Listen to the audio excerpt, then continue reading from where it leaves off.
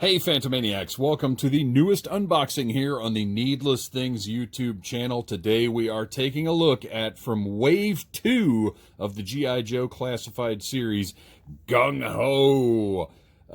Big, tough guy, always one of my favorites. Obviously we have a little different interpretation here, just like we do with all of the G.I. Joe Classified series, but that's okay because it's a new modern line and Joe is back on the shelves, so that's great news. We've got the package art here, making him look just mean and nasty. And then on the side, just in the field, up front, let's do this, right? And then up here, it looks like a mamba, a couple of mambas. It might be the first time we've seen those in the box art. I'm not positive. He is number 7 in the line, and Gung-Ho's specialties are tropical lightning, giant bullets, fists, and tropical circles. I'm just kidding, of course. You can go to gijoe.com and find out what all of those different symbols mean as far as his specialties. And then on the back of the box here, we've got the cool standard box art featuring Gung-Ho, looking a little more true to his original design. You can see his vest here looks more blue than this green that what we're looking at. But that's okay. That's fine. We have different interpretations of different characters. And who knows, at some point we may get a Gung-Ho repaint in an exclusive wave somewhere that's completely true to his original design. I'd be up for that. So let's go. Oh, I got this from Amazon, which is why the box is crushed here. They sent it to me in a padded envelope, offering no protection whatsoever. But you know, to be honest, that's okay with me because I open these things up. The packaging is not even a concern. So let's take our trusty 1964 box cutter and cut right through the tape on that packaging. And of course, first we've got to grab, oh, that legal piece of paper. Thanks, Hasbro. And let's pull the tray out and see what we've got. Now, everything on this, there's really no indication that this is a Wave 2. It's just sort of standard packaging, nothing's different, same back art. But of course, we haven't even gotten to all the characters depicted in this art on the back yet. So lots more classified to come, and that is A-okay with me. So let's get this big old Marine out of this tray and see what we've got here. Lots of guns on this guy. Lots of size on this guy. Almost a little Chuck Liddell looking, I would say. It's I would say there's a resemblance, but, you know, not a likeness necessarily. I like the mohawk. It looks better in person than it did in the pictures. You know, unnecessary. Just a regular shaved head would have been fine with me, but it's okay. It looks fine. It's cool. It gives him maybe a little more character. You can see we've got that great double jointed neck with a joint here at the base and then at the base of the skull as well. Lots of range there. Those butterfly joints in the shoulders. You can see those given a better range for gripping weapons. And then we can see his tattoo. They could not use the Marine Corps logo, I'm assuming, because it's copyrighted. Instead, we've got this angel-type thing. I don't know. It's interesting. You can see the deco kind of gets lost a little bit in the middle of his pecs there. I can see where some people thought this looked a little Nazi-ish.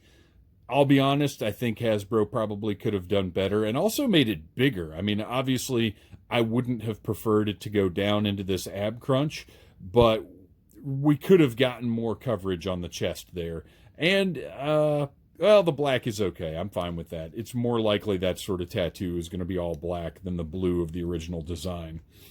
We've got the blue little energy deal here that goes across all of the new Joes. The tactical vest is great. Lots of deco. Take a look at the different paint hits on this thing. I really like this detailing here. We've got the strap, we've got the grenades up on the shoulder, and then even on the back, you've got the nice paint bringing out the sculpt here. Really good look. I like it a lot.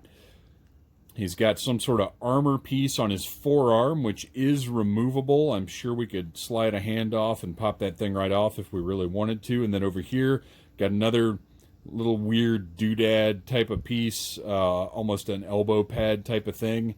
It's cool. It's just a little bit more character. Both these things can come off if you want. And I think that's great. Same thing with this, these, what are we, grenades? Yeah, grenades over here on the thigh. This thing can also come off. Not sure how I feel about the one knee pad. That seems like a strange decision to me. Let's just go ahead and make them both knee pads. I don't know. I get the asymmetrical deal, but at the same time, like, come on, calm down a little bit here. I love the camo on the pants. I'm very glad they got that paint in. It doesn't carry on to the crotch piece here, which is a little strange. But, you know, what are you going to do? At least it's present in some form. Although I got to say, it's not, they didn't put a whole lot of effort into making it carry through those cut joints. As you can see, we've got a big green blotch here that doesn't carry down onto the thigh. Same case over here, hip not there on the thigh. Do a little better job on the side here. But if it were up to me, I would have tried to keep this deco away from these pegs, because now these things stand out like crazy. On here, not as bad on this side. Well, yeah, still right there. And then back, we've got these great double-jointed knees. I'm a big fan of the ratcheting joints they're using on these. Same thing for the ankles with the pivot where it connects, and then a good range there. Kind of stops at that armor plating. But let's take a look at this armor plating.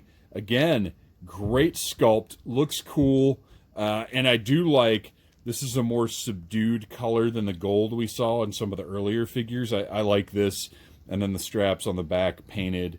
The paint didn't quite make it all the way up there, but this, you know, mass market retail, this sort of thing is, I'm not going to nitpick over that. It's not, it's a $20 figure that feels like a higher dollar figure, to be honest. So overall, we look at this figure and we see Gung-Ho, and I'm happy with that. So his hat, let's get his hat back over here. Fits right on the head there. Maybe sits a little high. Okay, but not great. I didn't really notice that when it was in the package, but it would be nice if that was a little more snug on his head. It's kind of just riding up top there. And wouldn't it be nice if there was a little paint on this right here? Boy, that hat doesn't even want to stay on. And we have our traditional thing falling on the floor during a needless unboxing. All right, there we go. We've got our hat back. Sorry for that, folks. I'm not really happy with the way this hat fits. It doesn't sit down snug. It doesn't go as low as I'd like. It almost looks like it's a little too small for his head. Don't love that. Let's see what else we've got here. We have, oh, now this I am going to like. We've got a backpack that is, I would say, reminiscent of the Gung-Ho backpack. It's got the flap up the top here and the straps going down. But the big difference is we've got weapon storage, which I'm going to figure out right here in front of you as we do this review. Look at those. Those clip right in there. I like it. And then at the bottom, I'm not sure we're going to get another one on here. Let's see. If those sit up high like that, and then this one, I don't believe that's happening unless we do that, which looks a little goofy. I don't see him carrying around a weapon quite like that. So very cool, though. I like that there's weapon storage options. Let's see how well. It looks like it's got a longer peg than the Beachhead figure, which if you go back and look it up, I've got a review of the Special Missions Cobra Island Beachhead, who doesn't wear his backpack particularly well because the peg is too short. Let's see how Gung-Ho does. That peg goes through the vest into the figure's back and seems a little more secure than Beachhead's was. Yeah, that looks good. That looks like it's going to stay put. Let's see. Do a little test there. Yeah, not too shabby. So they did well on this one. And then those weapons, I really like how those weapons clip into place. That's nice. All right, now let's see. Not that it's anything we have to be concerned about, because every one of these modern 6-inch figures that we've seen has had. Oh, he's got stiff little fingers. A little punk rock reference for everybody there. This weapon is going to be a little too difficult to get into that hand for the purposes of this video, so instead, I'm just going to slide this one in. And as you can see, finger goes right through the trigger guard, sits securely in his hand. He's got this great rifle. This could almost be sort of a science fiction version of the classic Joe rifle. I like it. It looks cool. Would some deco on it be nice? Yeah, it sure would. But otherwise, good looking weapon. And then this thing is a little funky looking. But same deal here. Finger slides right through the trigger guard. We get this weird magazine that's on the side here. And again, I like that weapon as well. I don't know that it's very gung-ho-y, but they are two cool weapons. I think I'll probably end up having to find alternate weapons for this guy. I like this grenade launcher. This is a pretty cool piece, but it's going to take some effort to get that onto that hand.